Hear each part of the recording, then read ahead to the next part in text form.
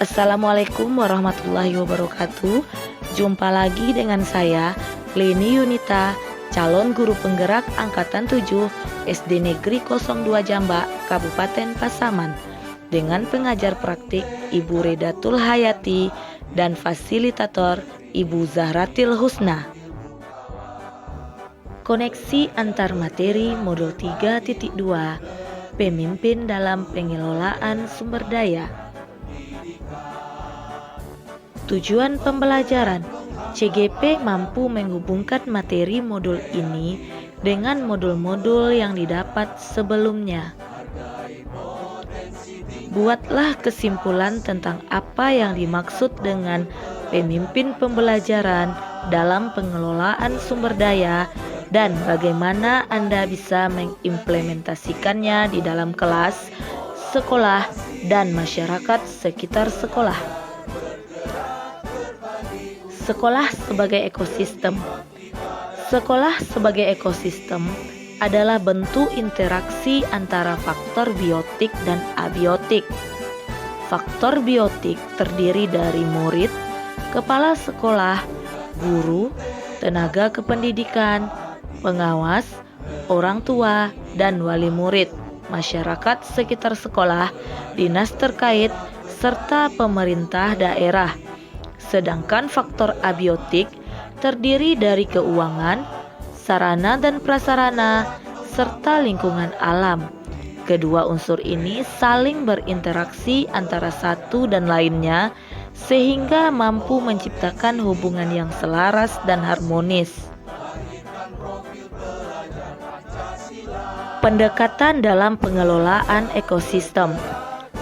Pendekatan berbasis kekurangan atau masalah dikenal dengan deficit based approach.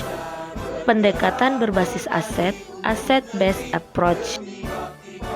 Pendekatan berbasis kekurangan atau masalah. Pendekatan ini memusatkan perhatian kita pada apa yang mengganggu, apa yang kurang, dan apa yang tidak berfungsi dengan baik. Kita mengeluhkan banyak fasilitas sekolah yang tidak berfungsi baik, buku ajar yang tidak lengkap, atau sekolah yang tidak memiliki laboratorium. Kekurangan yang dimiliki mendorong cara berpikir negatif sehingga fokus kita adalah bagaimana mengatasi semua kekurangan atau apa yang menghalangi tercapainya kesuksesan yang ingin diraih. Semakin lama, secara tidak sadar kita menjadi seorang yang tidak nyaman dan curiga, yang dapat menjadikan kita buta terhadap potensi dan peluang yang ada di sekitar. Pendekatan berbasis aset, sebuah konsep yang dikembangkan oleh Dr. Catherine Kramer, seorang ahli psikologi yang menekuni kekuatan berpikir positif untuk pengembangan diri. Pendekatan ini merupakan cara praktis menemukanali hal-hal yang positif dalam kehidupan. Dengan menggunakan kekuatan sebagai tumpuan berpikir, kita diajak untuk memusatkan perhatian pada apa yang berjalan dengan baik, yang menjadi inspirasi, yang menjadi kekuatan, ataupun potensi yang positif. Asset based community development yang selanjutnya akan kita sebut dengan pengembangan komunitas berbasis aset atau PKBA, melihat komunitas sebagai pencipta dari kesehatan dan kesejahteraan, bukan sebagai sekedar penerima bantuan. Pendekatan PKBA menekankan dan mendorong komunitas untuk dapat memberdayakan aset yang dimilikinya serta membangun keterkaitan dari aset-aset tersebut agar menjadi lebih berdaya guna.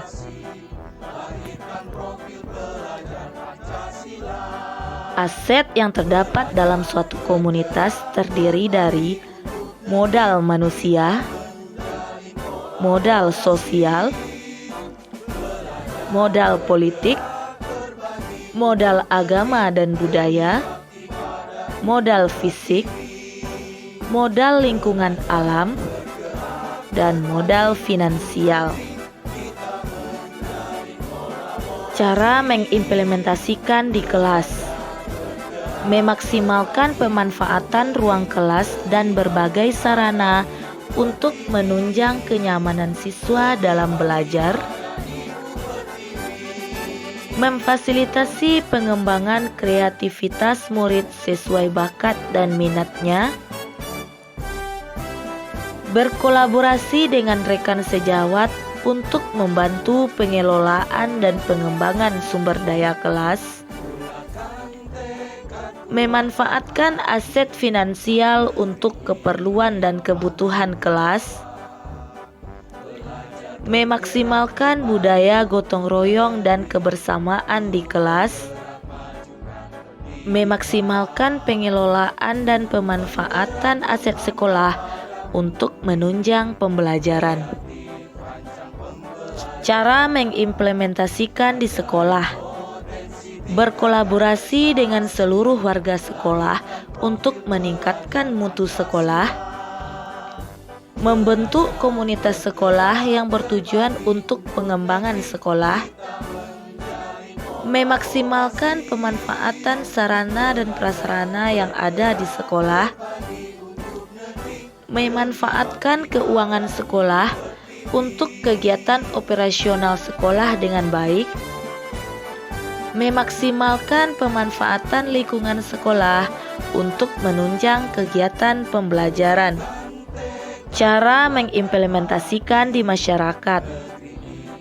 Membangun relasi yang baik dengan warga dan masyarakat sekitar sekolah.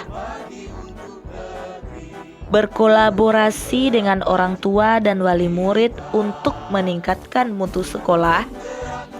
Bekerja sama dan berkolaborasi dengan lembaga dan masyarakat sekitar seperti lembaga pemerintahan, adat, kesehatan, kepolisian, dan lain sebagainya untuk menunjang pendidikan dan kemajuan sekolah. Ikut serta mengembangkan kebudayaan daerah di sekolah melalui kegiatan Pelima. Jelaskan dan berikan contoh bagaimana hubungan pengelolaan sumber daya yang tepat akan membantu proses pembelajaran murid menjadi lebih berkualitas. Pengelolaan sumber daya yang tepat akan membantu proses pembelajaran murid menjadi lebih berkualitas. Adanya kolaborasi yang baik di lingkungan sekolah dalam mengelola dan memanfaatkan sumber daya yang ada akan memunculkan ide-ide baru yang berkualitas, sehingga dapat mengoptimalkan pemanfaatan sumber daya yang dimiliki sekolah. Pemanfaatan yang optimal dengan mempertimbangkan kebutuhan dan keberagaman murid dapat memberikan ruang bagi murid untuk mengembangkan kompetensi serta bakat dan minat yang mereka miliki sesuai dengan kodratnya, sehingga pembelajaran menjadi lebih bermakna. Contoh modal manusia. Kepala sekolah yang menjalankan nilai dan perannya sebagai pemimpin sekolah serta terus meningkatkan kompetensinya demi kemajuan sekolah. Guru yang menjalankan nilai dan perannya sebagai pemimpin pembelajaran di kelas serta terus meningkatkan kompetensinya demi kemajuan murid. Murid yang heterogen yang berkembang sesuai dengan bakat dan minatnya. Contoh modal sosial. Hubungan atau relasi yang baik dengan lembaga sekitar sehingga dapat dimanfaatkan sebagai penunjang dan sumber belajar lain bagi siswa. Norma dan aturan yang jelas yang didasarkan pada nilai keyakinan kelas sehingga murid memiliki kesadaran diri yang akan mewujudkan budaya positif di sekolah. Kerjasama dengan kelompok organisasi profesi seperti PGRI dan KKG untuk pengembangan diri. Contoh modal politik. Kebijakan kepala sekolah yang berpihak pada murid sehingga dapat mewujudkan pembelajaran yang lebih bermakna. kebijakan pemerintah dan dinas terkait untuk mendorong pelaksanaan pembelajaran yang berpihak pada murid. Contoh modal agama dan budaya. Pelaksanaan kegiatan agama dan peringatan hari besar agama yang dilakukan secara rutin akan meningkatkan keimanan dan nilai religius dalam diri murid. Pembiasaan dan penanaman sikap gotong royong akan semakin memperkental budaya gotong royong yang ada dalam diri murid. Adanya bidang studi muatan lokal budaya alam Minangkabau yang dapat mengajarkan budaya kepada murid sejak dini. Contoh modal fisik. Sarana dan prasarana yang lengkap dan memadai akan menunjang kegiatan pembelajaran sehingga menjadi lebih efektif dan bermakna. Pemanfaatan media pembelajaran yang maksimal akan membantu murid dalam memahami materi pembelajaran dengan baik. Contoh modal lingkungan alam. Lingkungan yang aman, nyaman, asri, dan indah akan membuat murid merasa betah untuk berada di sekolah. Pemanfaatan area yang ada di lingkungan sekolah dengan maksimal sebagai unsur penunjang dan sumber belajar akan membuat pengalaman belajar murid menjadi lebih bermakna. Contoh modal finansial. Dana atau sumber keuangan sekolah seperti BOS, koperasi sekolah, dan uang kas ataupun dana infak yang digunakan untuk kelancaran dan operasional sekolah pada pembelajaran yang berpihak pada murid akan menunjang pelaksanaan pembelajaran yang berkualitas. Berikan beberapa contoh bagaimana materi ini juga berhubungan dengan modul lainnya yang Anda dapatkan sebelumnya selama mengikuti pendidikan guru penggerak. Modul 1.1 Filosofi Pemikiran KHD. Pendidikan adalah proses menuntun anak sesuai dengan kodratnya agar dapat memperbaiki lakunya.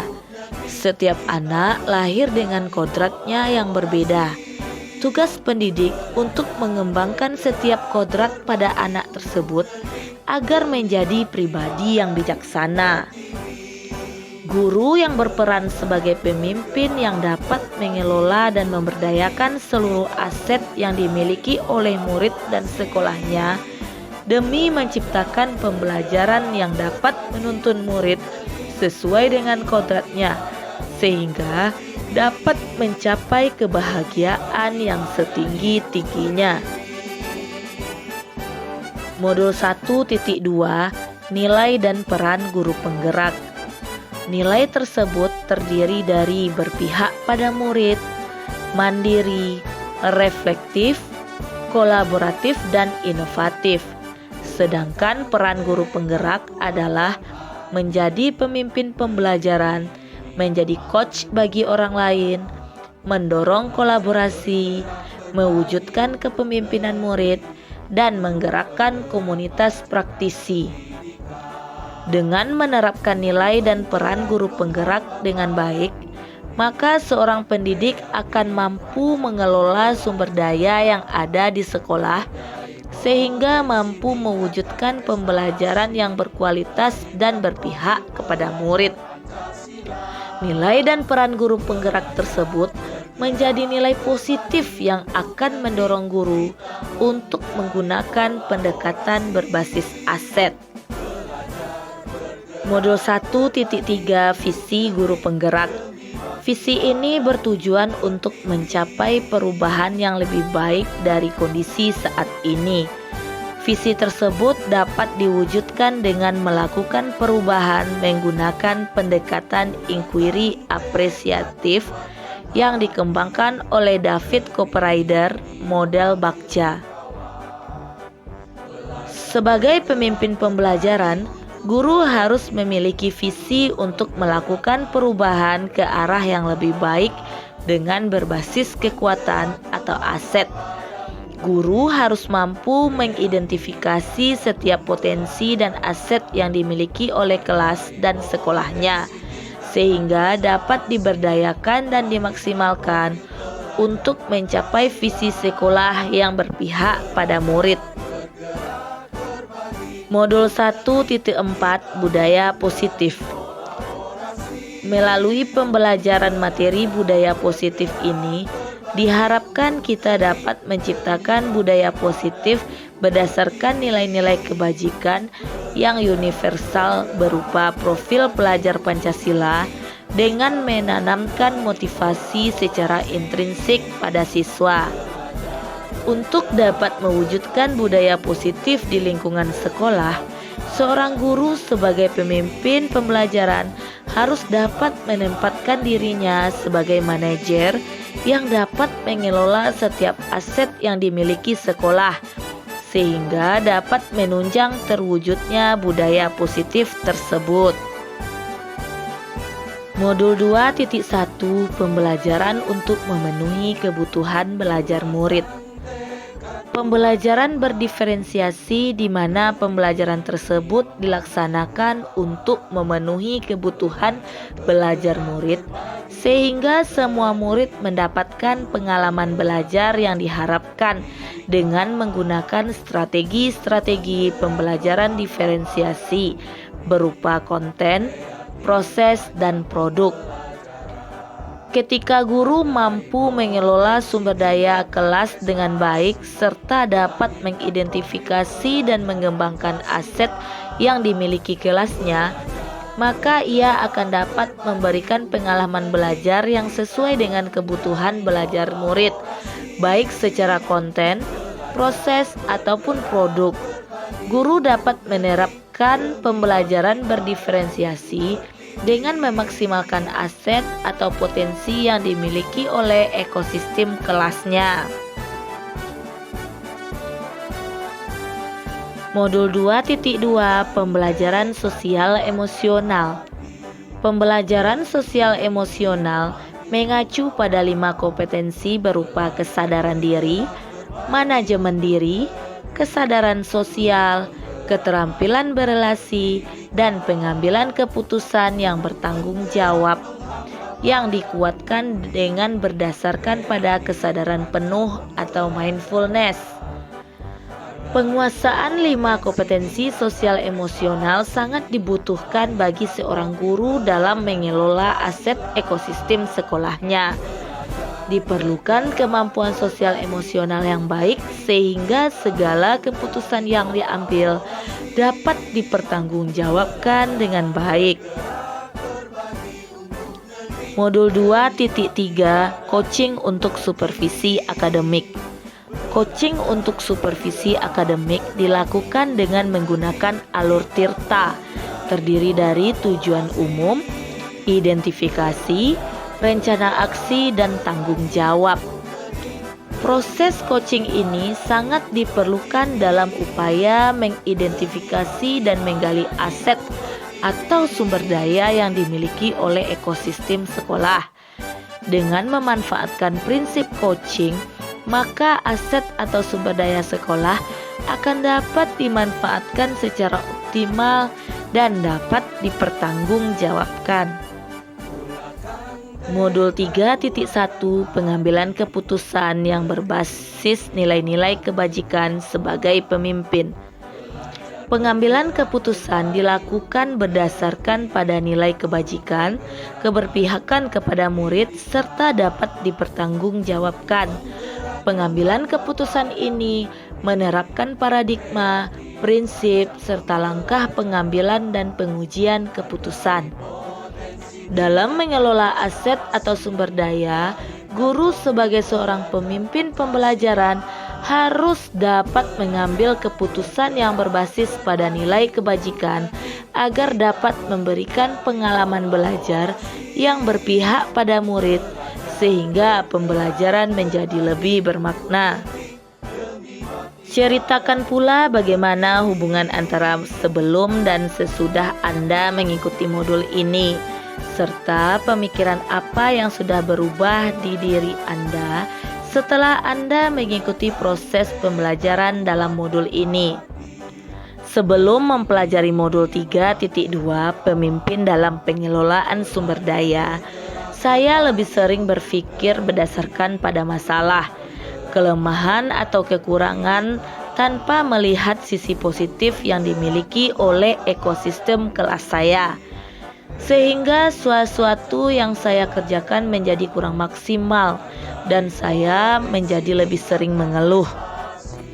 Setelah mempelajari modul 3.2 Pemimpin dalam Pengelolaan Sumber Daya, saya akan terus berlatih untuk berpikir berdasarkan pada kelebihan atau kekuatan aset yang dimiliki oleh ekosistem kelas saya dan terus berupaya menggalinya agar dapat dikembangkan dan dimanfaatkan untuk pelaksanaan pembelajaran yang berpihak pada murid.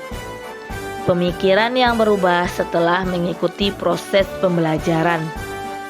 Dalam berpikir atau melihat kondisi sekolah, gunakan pendekatan berbasis kekuatan atau aset, bukan pendekatan berbasis masalah atau kekurangan.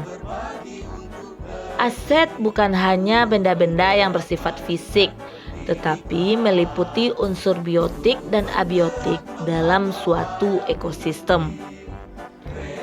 Terdapat 7 aset utama dalam pengelolaan sumber daya di ekosistem sekolah. Guru sebagai salah satu aset utama di sekolah harus kreatif dan memiliki inovasi dalam mengelola sumber daya yang ada agar dapat mewujudkan pembelajaran yang berkualitas. Kondisi murid yang heterogen dapat menjadi aset bagi sekolah jika diberikan kesempatan untuk pengembangan bagi setiap potensi dan bakat yang mereka miliki. Demikian video saya kali ini. Terima kasih dan sampai jumpa di video lainnya.